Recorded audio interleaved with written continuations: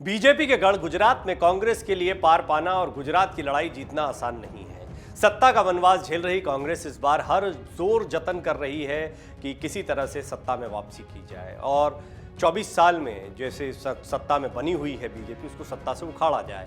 इस रिपोर्ट में आपको बताएंगे कि बीजेपी के गढ़ गुजरात में बीजेपी की सबसे बड़ी कमजोरी क्या है, आखिर कहां बीजेपी मात खा सकती है जिसकी वजह से बीजेपी को प्रयास करने पड़ रहे हैं। पार्टी की कौन कौन सी बड़ी चुनौतियां सामने होंगी इन गुजरात चुनाव के दौरान। केवल 2 राज्यों राजस्थान, छत्तीसगढ़ में अपनी सरकारों के साथ कांग्रेस अगले महीने होने वाले गुजरात विधानसभा चुनाव में बहुत उम्मीदें लगा रखी है, जबकि बीजेपी अपना दबदबा कायम रखना चाहती है। सबसे पहले सवाल पर आते हैं कि कांग्रेस अध्यक्ष के सामने क्या क्या चुनौतियां होंगी। हिमाचल के साथ साथ गुजरात भी कांग्रेस के नवनियुक्त अध्यक्ष मल्लिकार्जुन खड़गे के लिए पहली बड़ी अग्नि परीक्षा है। इस रिपोर्ट में हम जानेंगे मोदी शाह की जोड़ी के सामने कांग्रेस की क्या क्या ताकतें हैं या फिर कमजोरियां हैं और जोखिम के बारे में। एक छोटी सी रिस्क परेशानी का सबब बन सकती है। और देखिए, इस बार मुकाबला इसलिए दिलचस्प है क्योंकि कांग्रेस को भारत जोड़ो यात्रा से कुछ कामयाबी मिलती दिखाई दे रही है, तो वहीं बीजेपी के लिए अपने पुराने किले को बचाना आसान नहीं है। बहुत सारी बातें हैं। सबसे पहला सवाल है कि कांग्रेस की ताकत क्या है, क्या ताकत बड़ी दिखाई दे रही है कांग्रेस की। पहली ताकत, कांग्रेस को पारंपरिक मतदाता आधार से समर्थन की उम्मीद है। गुजरात में कांग्रेस ने फिर से अपने पुराने और हार्डकोर वोट बैंक ओबीसी, दलित, आदिवासी के साथ साथ पटेल और मुस्लिम को साधने का प्लान बनाया है। कांग्रेस को ठाकुर और कोली जैसे ओबीसी समुदायों, अनुसूचित जातियों, अनुसूचित जनजातियों और मुसलमानों से समर्थन मिलने की उम्मीद है। और कांग्रेस ने, जैसा इसके पहले भी कई बार अपने अलग अलग मंचों से कहा है कि आम आदमी पार्टी जिस तरीके से हिंदुत्व के कार्ड पर चली गई, उसका फायदा भी मिल सकता है कांग्रेस को। और कहीं ना कहीं मुस्लिम मतदाताओं के लिए कांग्रेस एकमात्र उम्मीद गुजरात में दिखाई दे सकती है, जो उनका परंपरागत कोर वोटर रहा है।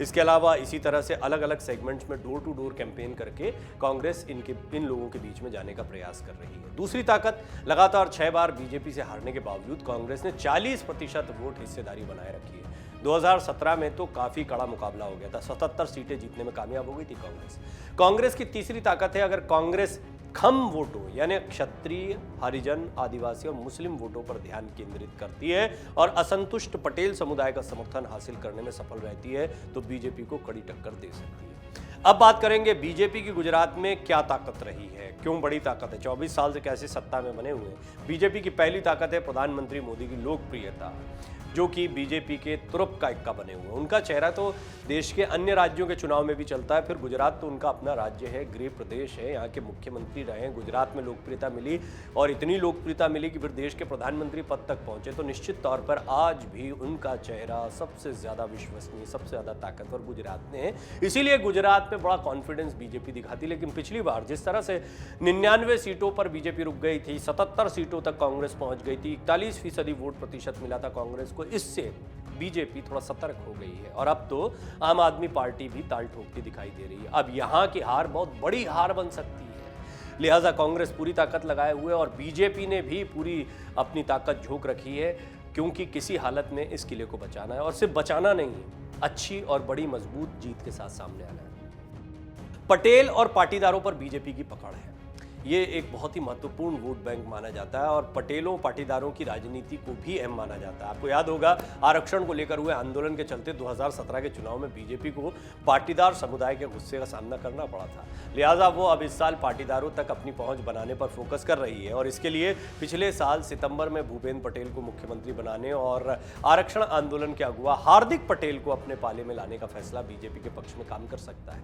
बीजेपी की तीसरी ताकत है कि बीजेपी की गुजरात इकाई के पास बूथ स्तर तक एक मजबूत संगठनात्मक ढांचा है और इतने साल तक राज करते करते बीजेपी ने बिल्कुल छोटे छोटे स्तर पर भी अपने आप को मजबूत किया है। वहीं सत्ताधारी बीजेपी हिंदुत्व विकास और डबल इंजन की बदौलत गुजरात में पकड़ बनाए हुए। बीजेपी के मुख्य रणनीतिकार शाह बीजेपी की चुनावी तैयारियों की निगरानी कर रहे हैं। अब जरा कमजोरियों की भी बात कर लेते हैं, एक एक करके। हमने दोनों पार्टियों की ताकत की बात की, कांग्रेस की कमजोरी की बात करें। कांग्रेस के पास राज्य स्तर पर मजबूत नेताओं की कमी है, इसमें कोई दो राय नहीं, बड़ा चेहरा कोई नहीं दिखाई देता है। राज्य इकाई में गुटबाजी और अंदरूनी कलह है और तो और राहुल गांधी की भारत जोड़ो यात्रा में व्यस्त होने की वजह से राज्य इकाई को अपने हाल पर छोड़ दिया गया है। इससे पार्टी कैडर में उत्साह नहीं जग रहा है। हालांकि अब राजस्थान से कई नेता, अशोक गहलोत को कमान दी गई है, इसी तरह अलग अलग राज्यों से सटी हुई सीमाओं पर, जैसे मध्य प्रदेश है, राजस्थान है, इन सभी राज्यों के जो बड़े बड़े नेता और विधायक हैं उनको बड़ी तादाद में उतारा जा रहा है चुनावी मैदान में कि वो अपने अपने क्षेत्रों में या अपने अपने क्षेत्रों से सटी हुई सीमाओं पर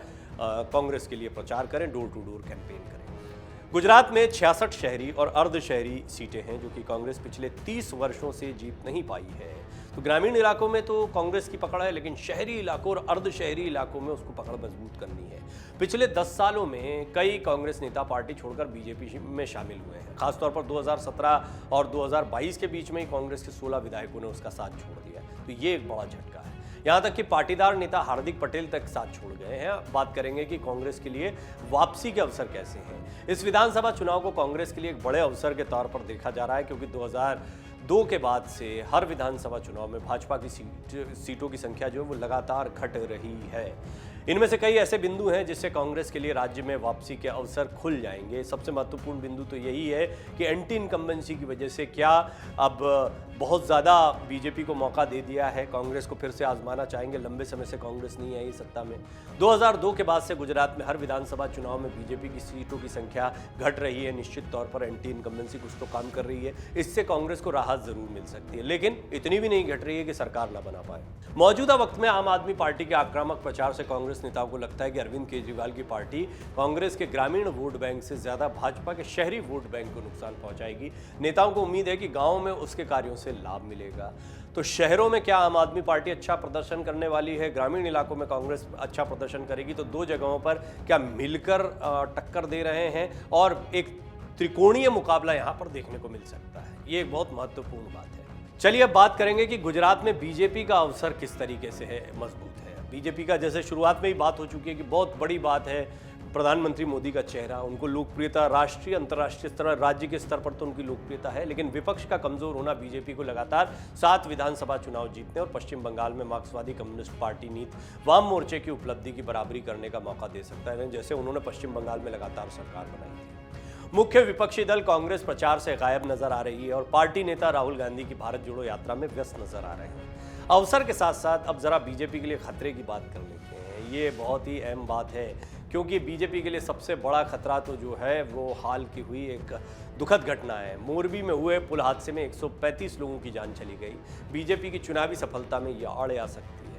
ये कोई छोटा मुद्दा नहीं है, ये एक बहुत बड़ा मुद्दा है और इस मुद्दे को राजनीतिक रूप से भुनाने के प्रयास भी किए जा रहे हैं। मल्लिकार्जुन खड़गे के उस बयान पर गौर करिए जहां वो कहते हैं मोरबी जैसे कई और ब्रिज के उद्घाटन करने थे, इसीलिए चुनाव की तारीखों को आगे बढ़ा दिया गया। या इसी तरह के कई और हमले अभी आपको आने वाले दिनों में देखने को मिलेंगे।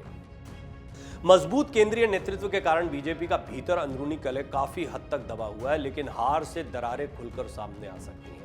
त्रिशंकु विधानसभा की स्थिति में सत्तारूढ़ दल को बहुमत हासिल करने के लिए सहयोगी ढूंढना मुश्किल हो सकता है, क्योंकि क्या आम आदमी पार्टी और क्या कांग्रेस, इनमें से कोई साथ में नहीं दिखाई देता। अगर आप कुछ जगहों पर जीत हासिल करने में कामयाब रहती है तो ये बीजेपी के लिए चुनौती खड़ी कर सकती है। 2002 के बाद से हर चुनाव में भगवा पार्टी की सीटों की संख्या में गिरावट आ रही है। उसने 2002 में 127, 2007 में 117, 2012 में 116 और 2017 में 99 सीटें जीती, यानी 100 का आंकड़ा भी पार नहीं हुई। जबकि कांग्रेस के लिए जोखिम भी कुछ कम नहीं है। क्या है कांग्रेस के लिए जोखिम, वो समझ लेते हैं। मोदी फैक्टर, प्रधानमंत्री मोदी का चेहरा, जिनके सामने राहुल के चेहरे को बड़ा करने की कोशिश की जा रही है, लेकिन फिर भी मोदी फैक्टर सबसे बड़ा फैक्टर है। बीजेपी को प्रतिद्वंदी पार्टियों पर फिर से हमेशा ये फैक्टर बढ़त दिलाता है। आम आदमी पार्टी और AIMIM भी कांग्रेस के जनाधार में लगातार सेंध लगाने की जोरदार कोशिश कर रहे हैं। ये भी कहा जा रहा है कि ये दोनों ही पार्टियां कांग्रेस को नुकसान पहुंचाएंगी, क्योंकि इनका वोट बैंक और कांग्रेस का वोट बैंक समान है, एक है। चुनाव हारने से ज्यादा लोगों के कांग्रेस छोड़ने की आशंका भी पार्टी के लिए खतरा बनी हुई है। कई बड़े चेहरों ने कांग्रेस का साथ छोड़ा है। ऐसे में ये टूट का सिलसिला जारी रहेगा और बीजेपी भी लगातार इस प्रयास में लगी हुई कि कैसे कांग्रेस कमजोर हो। कभी गुजरात में दबदबे वाली राजनीतिक ताकत रही कांग्रेस 1995 के बाद से लगातार 6 विधानसभा चुनाव बीजेपी से हार चुकी है और उसे इस बार अपना पुराना गौरव फिर से हासिल करने की उम्मीद है। केवल 2 राज्यों राजस्थान और छत्तीसगढ़ में अपनी सरकारों के साथ कांग्रेस अगले महीने होने वाले गुजरात विधानसभा चुनाव में जीत के लिए बेताब है। डाउनलोड करें अमर उजाला ऐप और पाएं खबरें लगातार। अगर आप ये वीडियो YouTube पर देख रहे हैं तो हमारे चैनल को सब्सक्राइब करें और बेल आइकन को दबाना ना भूलें। अगर आप Facebook पर ये वीडियो देख रहे हैं तो हमारे पेज को लाइक करें।